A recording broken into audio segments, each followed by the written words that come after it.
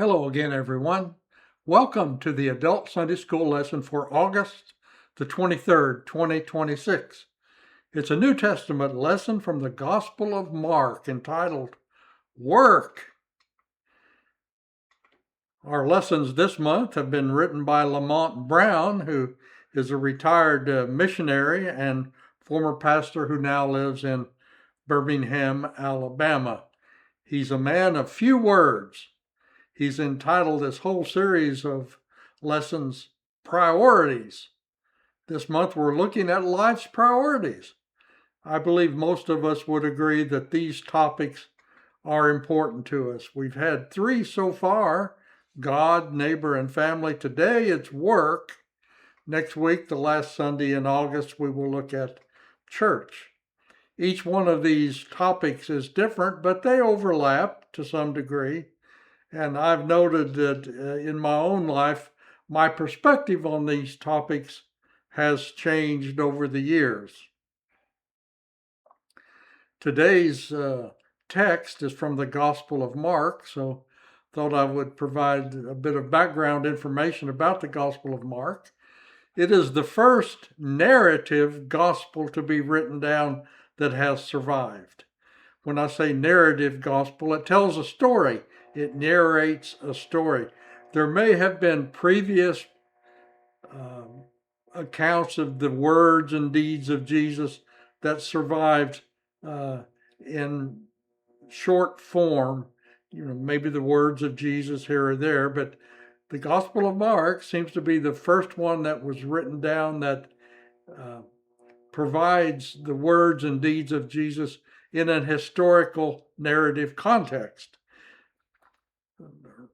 Those who study the Gospels full time think that Mark dates from about 70 of the Common Era because it narrates in chapter 13 what is thought to be the destruction of Jerusalem, which occurred in 70 of the Common Era. So that leads people to think that it could not have been written prior to 70, but it may have been. As I mentioned, there were probably earlier collections of the sayings and parables of Jesus that have survived, but Mark is the first New Testament evangelist to set Jesus' words into a story format. Mark's gospel is light on talk, but heavy on action. One of the common words in it is straight away, or thereupon, or then, which indicates continuous action. There are two endings to Mark's gospel. A shorter ending ends in chapter 16, verse 8, but there's appended to it at some later date a longer ending that covers verses 9 through 20. An interesting topic, not for today, but for future study. Here's our friend Bishop Barclay that I quote many times. We have a New Testament lesson. He says that Mark is the most important gospel, indeed the most important book in the world, because it's the earliest surviving account, narrative story of the life and deeds of Jesus. So, high praise indeed from Bishop Barclay. Mark would exist included in the Gospels of Matthew and Luke if it was not a standalone gospel. Those who study these things believe that Mark was the basis for the later writings of Matthew and Luke, and you can see from this diagram how much of, virtually all of the book of Mark is included in these other gospels, along with the sayings of Jesus from this gospel called the Q gospel, or the sayings of Jesus, which may have survived independently. It does not exist. You can't find a copy of it other than the sayings of Jesus that occur in Gospel and Luke that are quite similar. And so this has led teachers and scholars to think that Matthew and Luke used Mark and the sayings of Jesus to compose their Gospels. The I like this interesting diagram that shows we use the term synoptic gospels to include Matthew, Mark, and Luke, which have a similar outlook on the life of Jesus. The Gospel of John is much different, has a different format, a different construction pattern. So it stands outside the synoptic gospels. Again, it's useful to look at the symbols of the evangelists because today's text from Mark includes an episode in the life of Jesus that's quoted in all the other gospels. This is it's not unique, but there are few events in the life of Jesus that you can find narrated in all four gospels. And the situation today that we're looking at is one of those events. And it's useful to keep in mind that the four evangelists look at Jesus with slightly different eyes, with different objectives perhaps, or a different editorial perspective or intent. Mark's is different than Matthew, Luke, or John, but they all point to the extraordinary, life-changing history of Jesus. It's a common human concern to wonder about the value of the work we do, particularly as we get older. We wonder if our life has any meaning beyond the day-to-day toil of making a living for food, clothing, and shelter. Sometimes we wonder whether our life has made a difference at all. We do work in order to feed, clothe, house our family. These are worthwhile goals, but we also wonder if our lives have made a difference or any lasting contribution. Our text from the Gospel of Mark catches Jesus during his last visit to his hometown of Nazareth. And the crowd was not proud or welcoming. In fact, Jesus' work was rejected in his hometown. Wow. Jesus had been proclaiming the kingdom of God for a time, and his fame had spread. Those in his hometown had heard of him and were anxious to hear his words and see him in the flesh. But the homecoming sermon that he preached at the synagogue there was not well received by the locals. In fact, they became angry at what Jesus said. So I'm going to read these verses 1 through 6 of Mark 6. It says, "He left that place and came to his hometown, and his disciples followed him. On the Sabbath, he began to teach in the synagogue, and many who heard him were astounded.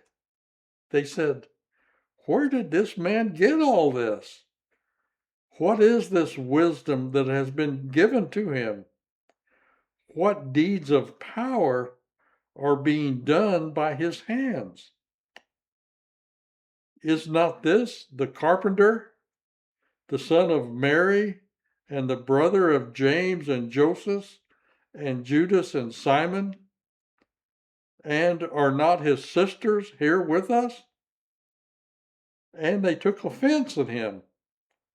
Then Jesus said to them, 'Prophets are not without honor, except in their hometown, and among their own kin, and in their own house.'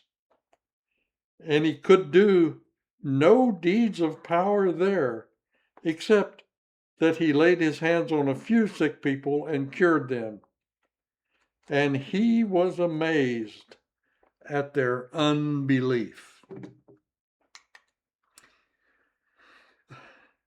This event in the life of Jesus is described in all four New Testament Gospels, though in varying degrees or with various details. Mark's account is a basic, straightforward, and brutally honest account.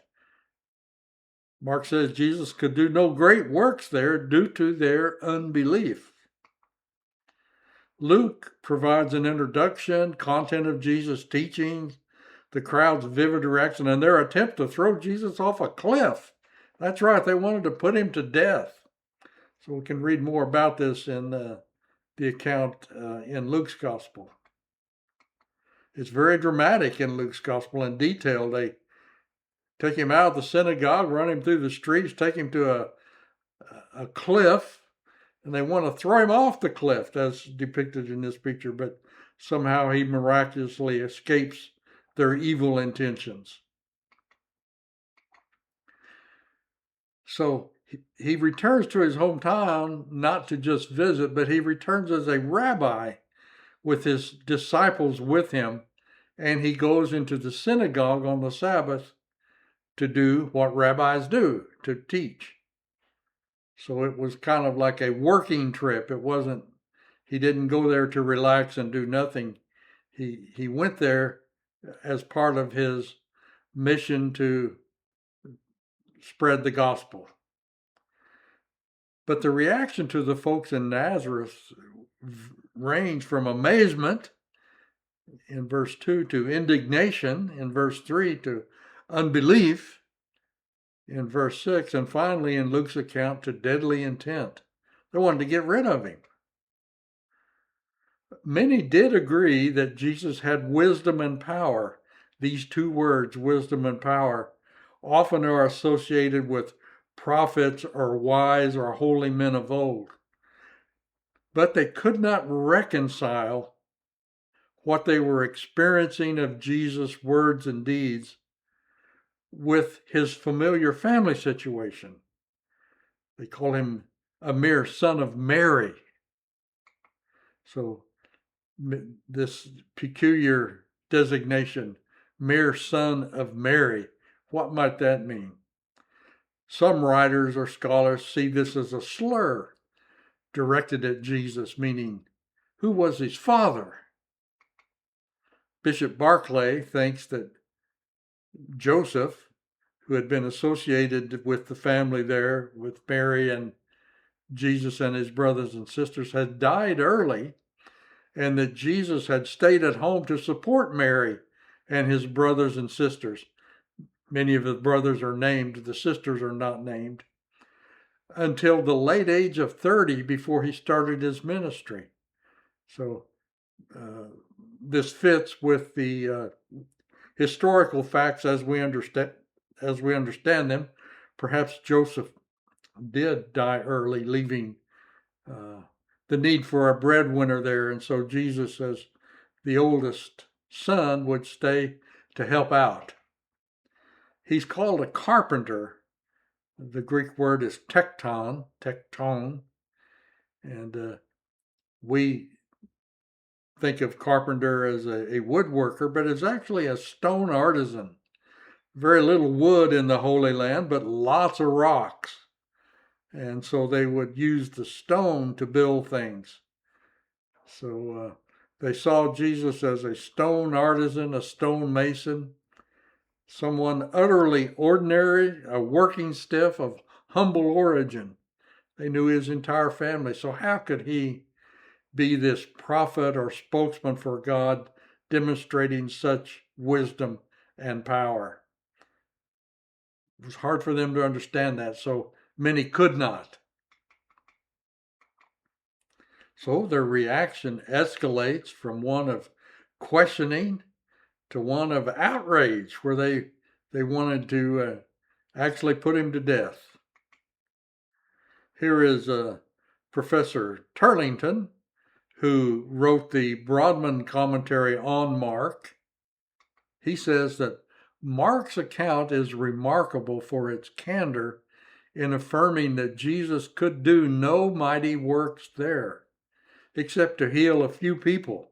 Well, I'll step aside and say parenthetically that would be quite a miraculous accomplishment today, wouldn't it, to heal a few people?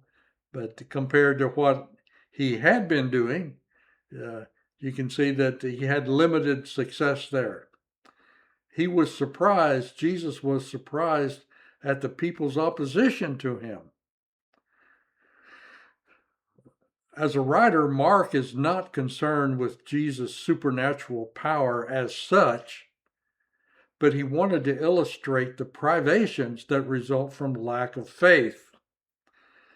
Professor Turlington sees this inability to do much because of their unbelief as symptomatic of the early church, who were undoubtedly disappointed that their witness about Jesus to their common Jewish folk would not be accepted. And in fact, it highlights the idea that the Jews' continuing unbelief keeps them outside the church.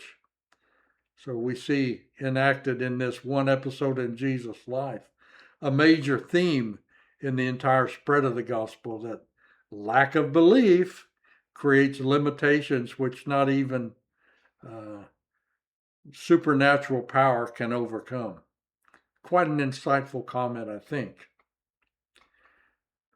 Bishop Barclay further says that the people of Nazareth refused to listen to Jesus for two reasons.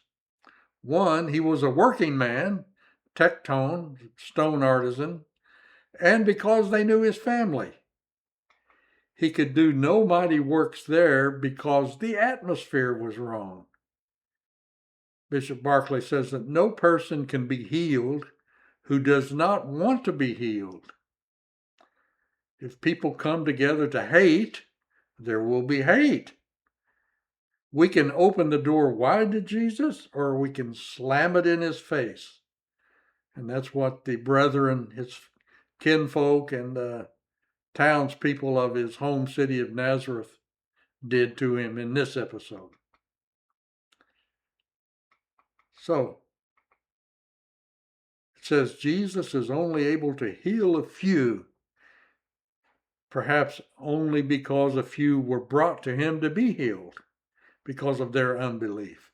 It's not that his power was limited, it would be unlimited, but if people don't put themselves in the position to be helped, they aren't going to be helped.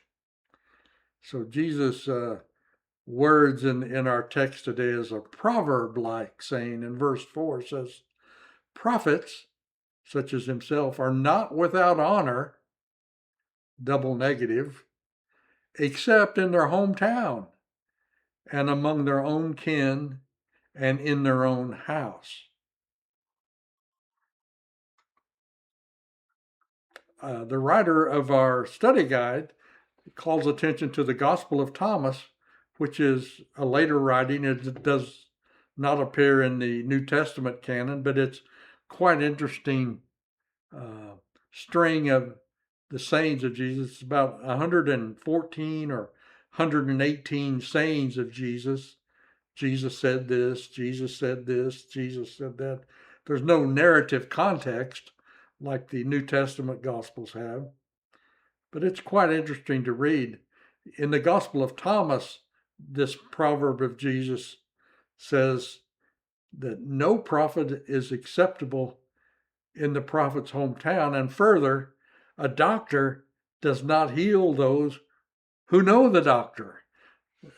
In other words, sometimes our preconception or our prejudice against someone or a situation can keep us from being benefited, which makes a lot of sense. And again, this goes with what our study guide writer, Lamont Brown, says on page 133. He says, he healed only a few, perhaps because only a few were brought to him or came to him for healing. So what does this really say? Well, people are judged, rightly or wrongly, by their jobs or lack of having a job. It's been a concern in my life to always have a job so that I could provide for my family. And the times when I was between jobs, I thought that people had a lesser opinion of me. So what we do for a living is important to us. But we can see in Jesus' visit to Nazareth that prejudging is misjudging. When we bring prejudice to bear, we are making a mistake. The larger teaching for Christian following is that congregations must remember that they preach far more than half the sermon they hear from a pastor. So when we sit in worship and listen to a pastor or teacher, if we bring negative prejudice and unwillingness to cooperate to that situation, it's not going to be productive. Again, Bishop Barclay says, in an atmosphere of critical coldness or bland indifference, even the most spirit-backed message can fall lifeless to the earth. So, I hope that you will join a Sunday school class or other discussion group in order to add your comments about the importance of work and this event in the life of Jesus. We do have classes available for every age group here at First Baptist Middletown. Thank you for joining me today. Again, I caution you not to take me too seriously. I am a self-taught layperson who brings that informal understanding to our study, so it's always wise to seek additional input from pastor or other professional. Disclaimer is that this lesson is presented for education purposes only, and please do remember our prayer concerns. Hope to see you next week as we continue and actually conclude this month's study of life's priorities. And until next week, I want to thank Reverend Darrell Elster, who produces, directs, troubleshoots, and loads these lessons onto YouTube, for his continuing effort. And until next week, I'll say goodbye.